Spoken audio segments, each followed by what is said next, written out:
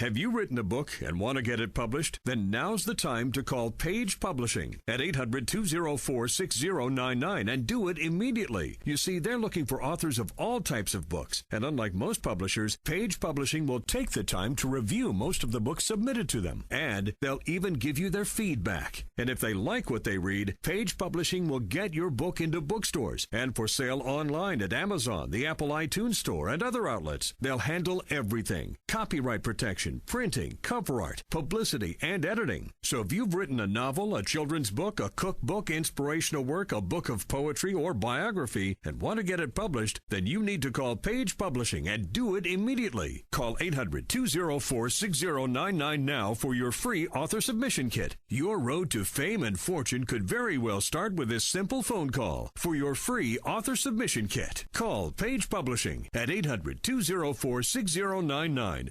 This is the Page Publishing Book Club. I'm your host, Alice Stockton Rossini. Hope you are having a fabulous night. Joining me tonight, as always, my faithful engineer, Rob Barretts. How you doing, Rob? He makes all of us sound like we know what we're talking about. And, you know, we do know what we're talking about. And what we're talking about is trying to convince you that you are just like any other first-time writer.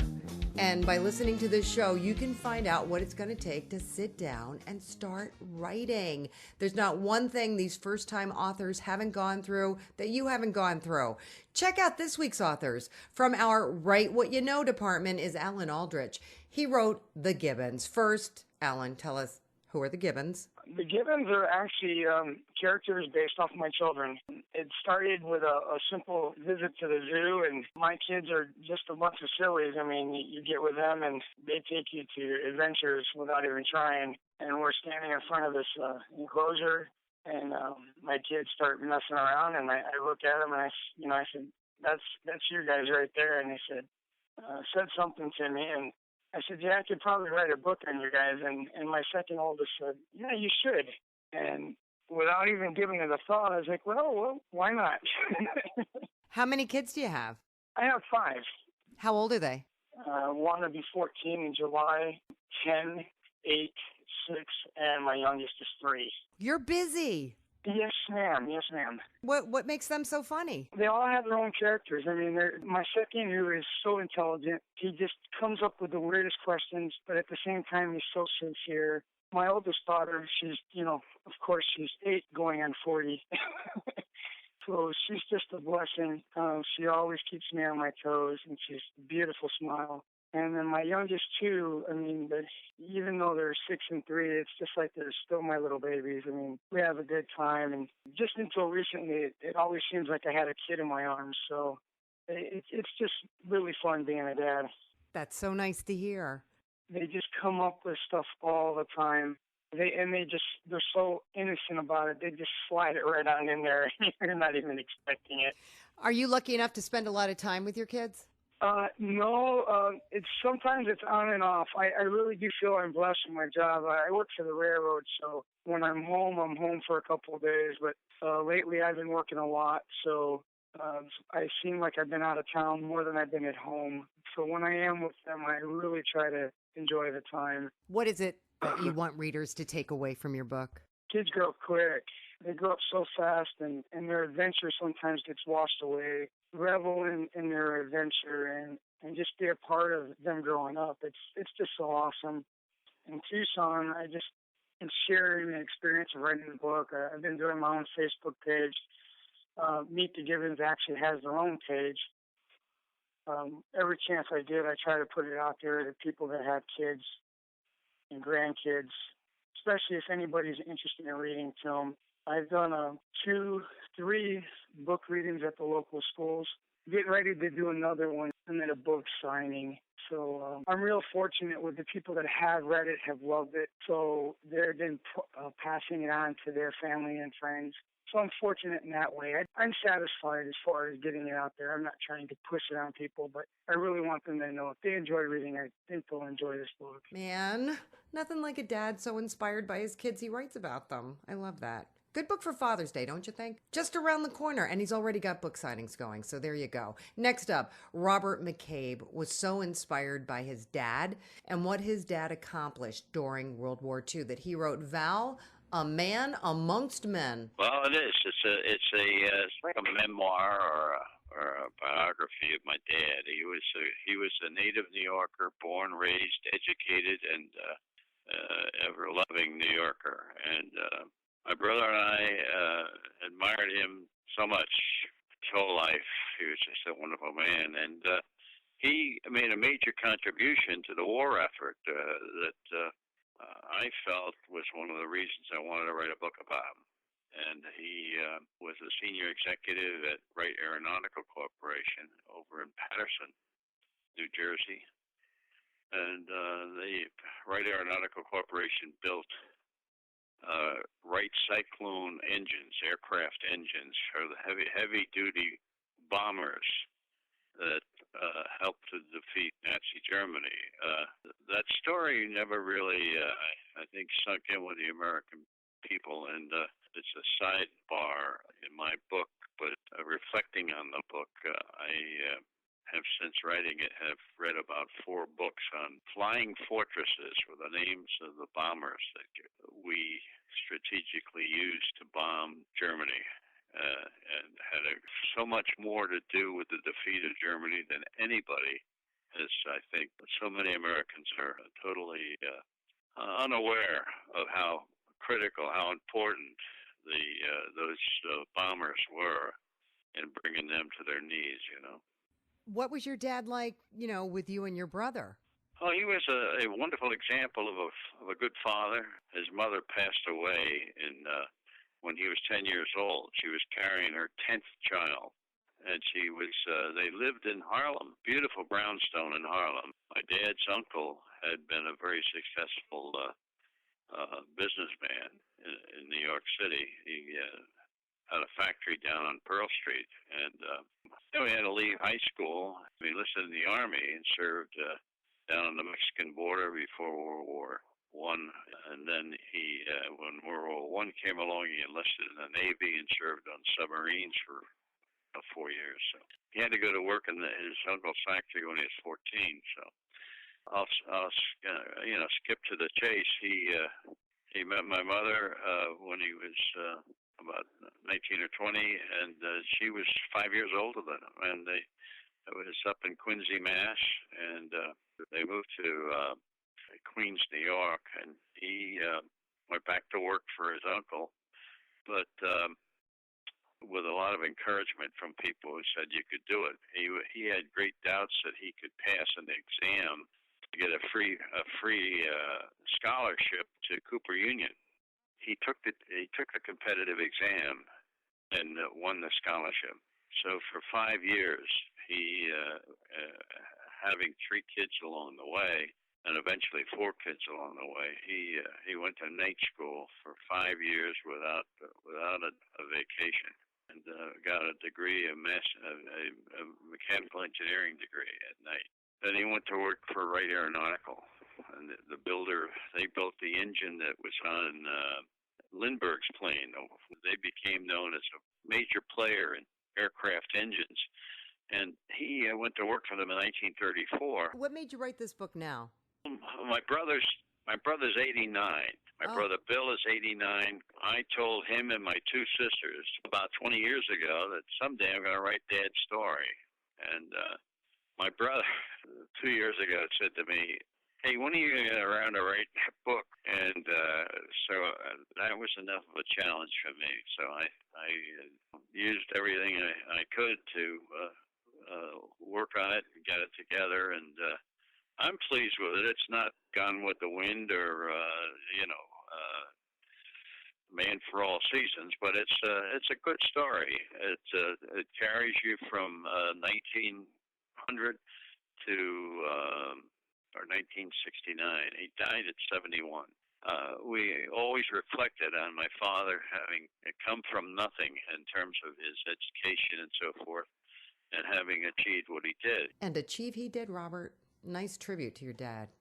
Our next author, Gary Fry, wrote Doug's Story, The Adventures of a Young Man who may surprise you. Gary, tell us who Doug is. Doug happens to be my son. He is a young man, 37-year-old, who has Down syndrome and quite a charismatic character. I wrote about his adventures through life. I chose to go with the positive aspects of it, and there has been many. He has worked for the same grocery chain for 22 years, and I have many humorous stories about his relationships with customers, with his management, about all the good people who's touched his life, and there has been plenty of them. I wrote about his adventures with professional and amateur high-caliber athletes. You know, a lot of times these data media likes to kind of downgrade our athletes. It makes good print to talk about the negatives, like carrying guns and drugs and their wild sex life and things like that. Well, Doug has met a group of outstanding coaches and players who have been just the opposite. They have just been the most friendliest, most helpful. And I'm talking about some big-name guys like Tom Coughlin, the coach of the New York Giants, was a good friend of Doug's. Chichi Rodriguez, a pro golfer, Tom Kite, Mark Burnell, Frank Beamer, the coach at Virginia Tech, Dale Earnhardt before he died. Just a lot of stories, good stories about good people. Try to show the other side of professional athletes. And then I kind of got into Doug's travels. Doug is an avid traveler. He's been on 35 cruises. He's just getting ready to go to Bermuda for number 36. He's been to China, Japan, Hong Kong, Alaska, Hawaii, most of the other states. I get into how helpful his family has been. I got a wonderful wife who kind of ramrods. She's his protector, his conscience, kind of the you don't want to mess with Doug lady in his life. And then he's got two wonderful sisters, Jennifer and Jill, and unbelievable how good they are with him. It's like having mother number 2 and mother number 3. Each one of them takes him on 2 or 3 vacations, major vacations, cruises, or journeys out of the country. And then a lot of just about his everyday life. He's an avid restaurant goer, can read maybe at the 3rd grade level, but I've never seen a menu that he can't read. Just his adventures and the good people that are out there that really do a lot of things for him. I don't know what's going on recently, but there seems to be a real positive trend about recognition of Down syndrome. At the times, you kind of worry about the youth of today. And all of a sudden, the young people have kind of made it a cool thing, kind of an in thing, to have a friend or a protector of someone with disabilities, but Down syndrome in particular. And they're just, every day you read of a different story of a group or an individual who's done something really super with somebody with Down syndrome. It's really a good feeling. Yeah, I noticed that too. When my kids were in school, real emphasis on community service and giving back. Both of my kids worked with the autistic kids in our school. It's a great way to help kids understand each other. And I'm amazed at the life that you're describing to me. You know, it sounds like Doug has a great life and he's got a great support system. And did you feel a need to share this story? Yes and no. I mean, I didn't set out to write a book. I just started out when I retired about 4 years ago. I just set a journal. I keep in a small journal just to remind me of all the good experiences that he had with pro athletes. That's kind of what started the whole thing. But then at work and at family gatherings or something like that, I tell a story of something that Doug did, some silly thing, adventurous thing, or how someone reacted to him, things like that. And people kept encouraging me to write a book. So I did, and it went pretty well. I'm pretty happy with the results and the way it's been accepted so far. I would think there's a million ways you could promote this book. Yeah, and I've got several different things going pretty positive right now. Wife and I both attended Ohio State University, and we contacted the Alumni Association in Ohio State, and they're doing a feature article in their July-August issue on the book. They're sending a photographer and a writer down to do an interview with us, and there's going to be an article in there. We're doing book signings. I worked for Anheuser-Busch, and we did a book signing at the brewery. We're doing one at several local bookstores, doing one this Saturday. They've kind of paralleled it with Education Month here in Jacksonville. So it's big. We're the feature at the book signing. We've made contact with the Down Syndrome Association in Dublin, Ireland. And it started out as a small event. They invited us to speak to a small group of parents. It pyramided into a major event over there, so now we're doing it in a major hotel in Dublin, and going to talk about the book and meet with the parents of Down syndrome children over there. Some friends I've reached out to from different places that I knew. A couple of them are editors of newspapers, and they're doing articles in the Jacksonville paper and a paper up in Ohio. I actually got my degree in marketing a long time ago and really never had a chance to use it for like 40 years. I was in production for a long time. So that was really a fun thing for me. It's turned into something that, you know, and the book itself has turned into the best way to get the message out there. I'm not trying to get a message out there that I'm a Stephen King type of writer. I want to get the message out there about how successful somebody with a disability can be. You know, I want to reach out to the parents and the advocates of family members who have a disability and give them some hope and inspiration. I want to try to educate people who really don't understand disabilities. And thirdly, I just wanted to entertain everybody else that, you know, that touched the book, that read the book. It's written in a very, very positive manner. All right, Gary, thank you so much. We got to take a quick break. This is the Page Publishing Book Club. Don't go anywhere. We will be right back right after these words. Have you written a book and want to get it published? Then now's the time to call Page Publishing at 800-204-6099 and do it immediately. You see, they're looking for authors of all types of books. And unlike most publishers, Page Publishing will take the time to review most of the books submitted to them. And they'll even give you their feedback. And if they like what they read, Page Publishing will get your book into bookstores and for sale online at Amazon, the Apple iTunes Store, and other outlets. They'll handle everything. Copyright protection, printing, cover art, publicity, and editing. So if you've written a novel, a children's book, a cookbook, inspirational work, a book of poetry, or biography, and want to get it published, then you need to call Page Publishing and do it immediately. Call 800-204-6099 now for your free author submission kit. Your road to fame and fortune could very well start with this simple phone call. For your free author submission kit, call Page Publishing at 800-204-6099. Hey, welcome back to the Page Publishing Book Club. Where'd you go? Did you get something to eat? A little soda? A little water? Thanks for coming back. I'm your host, Alice Stockton Rossini. We've been talking about using personal experience as an inspiration to write. And in the case of our next author, using that personal experience to write fiction. John Picciano wrote Liam's Promise. Okay, so one of the first things I want to tell you is that it takes two elements. It takes the Flight 800 disaster in 1996 as a background to a story, a fictional story about a father and a son who are estranged from one another. The father is a former Navy pilot, and he winds up getting killed on the flight. He has three sons in the story, and the youngest son is the one who's Liam.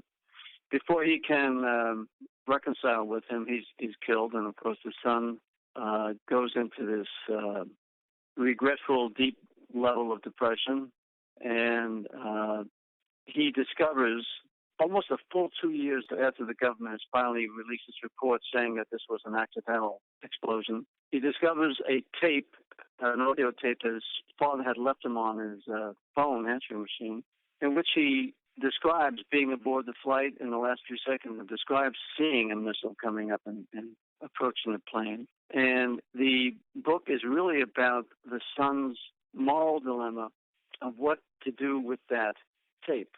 If he discloses it to the FBI and blows the government's theory out of the water about, the government says that this is an accidental explosion. If he discloses the tape, which shows to the contrary that this was a deliberate missile attack, he automatically destroys the son's and the mother's wrongful death action against the airline. Okay? And rather, faced with that dilemma, he's only 23 years old. He's under a lot of pressure not to destroy his mother's chance of having, a way to maintain herself, and her family, and in disclosing that, if he chooses to do that, he knows he's going to destroy that, any chance of that. He's trying to justify. He's trying to justify not having to release this tape. So he's going through all sorts of ethical contortions, and he decides to go snoop around and do some investigation, follow-up investigation to what the FBI had done on his own. And he hooks up with a retired FBI agent who happens to be his father's former law partner. And he goes out east and he talks to one of the fishermen who originally had claimed to have seen a missile coming off the ocean surface. And he, in his attempts to interview this guy, he realizes that he's in a lot of trouble because the fisherman winds up getting killed, and there's an attempt on young Liam's life at the same time. So then then the excitement takes off from that point. Then we get into government cover-up. The FBI director learns about the tape, and he decides to take on the president, who's trying to suppress the story. Very interwoven with a lot of government cover-up, conspiracy, all with the background of what does the son do as this supreme moral dilemma that he's thrown into. And then toward the end of the story, the son makes contact with his father from beyond the grave in a dream sequence, and it becomes very interesting at that point. Do you have some kind of a background in the FBI? I mean, was this? I'm a former FBI agent. I'm also a trial attorney, so there's a lot in the book about the litigation against TWA. There's a lot of litigation which I am personally familiar with because I've done it, and that lends a lot of background interest to the story as well. Here's the irony: is that once I got into this, it flowed pretty quickly. But I've already completed my second book, which I got the thought about it in the back of my head, and so over the past 3-4 months, I've written the second book. It just flowed right out of me, which I think, if I may be immodest for a minute, which I think is 10 times better than this book. Because I've learned how to write now. Well, you know what? That's what you hope happens. The more you write, the better you get, right? And I would imagine if you're an FBI agent and a lawyer, the well of information, of ideas for stories is pretty deep. All right, before we run out of time, I really want to get to one more author. Tom Marovich wrote The Ghost of Mistreated Canines. The main topic is a little 8-year-old girl, 2 brothers and their dad, and they're ruthless. And this little girl, she goes through hell to take care of her canines. Her dogs pass away due to sickness, dehydration, starvation, this kind of stuff. And as the dogs pass away, she sees their ghost, their spirit. She sees their spirit as they pass on. Eventually, she moved in with her grandparents on the farm, and her granddad promises to talk to her father about the animal abuse, but her grandfather passes away before he gets a chance to talk to the little girl's dad. She sees the spirits of the dead dogs. Yes, ma'am, she does. And what does that mean? What does she do with that? For a while, she wonders why they're not in heaven. The spirit, she wonders why they're not in heaven. And she comes to the conclusion that heaven is full, so there's no room. But after her third pet passes away, she sees all 3 at one time in the bedroom, but then she sees them no more. Why do they keep passing away? Well, because of animal abuse from her 2 brothers and her dad. They got no heart for the critters, and they're always short on food. They're starving to death. They're freezing to death. This kind of thing. The way she's treated too. The book covers animal abuse, child abuse. It covers heartache, love, attention. Is she finally able to help these dogs? Not, well, to a certain extent, but maybe I should say not really. Maybe not really. But, in plain English, man, it'll make you laugh, it'll make you cry. So you want to make people aware of animal abuse and how wrong it is? Yes, ma'am. It's making people aware of animal abuse, and in its own way, it's making people aware of child abuse. Okay. I used to have a restaurant and home repair business. I had several businesses, and I got, so far, I think I bought 70 books Wow. that I signed and got out there. Northwest Arkansas, it's in some of the middle schools. The book is almost a must for teenagers on up. It's almost a must. Everybody should just about have to read that thing. Several readers also said that it really should become a family movie. Man, I love your passion, Tom. Your passion to write this, get this message out, not only for your story, but, you know, you're a local businessman, and Tom's not afraid to take his book out there, pass it out, talk about it, and that's one message we can't repeat too often. No one, no matter what Page does for you, no one is going to promote your book better than you. You know it, you love it, it's your baby. Take it out there and tell people about it. All right, would you look at that, Rob? It's time. It's time to go. We are out of time. Thank you so much for stopping by and hanging out with me and Rob and all of the other people that are here. The ghosts that are here. Thanks to our authors. And we have more where this came from, I'll tell you that. Come back next week for another edition of the Page Publishing Book Club. I'm Alice Stockton Rossini. In the meantime, you know what you have to do. Write, and write some more.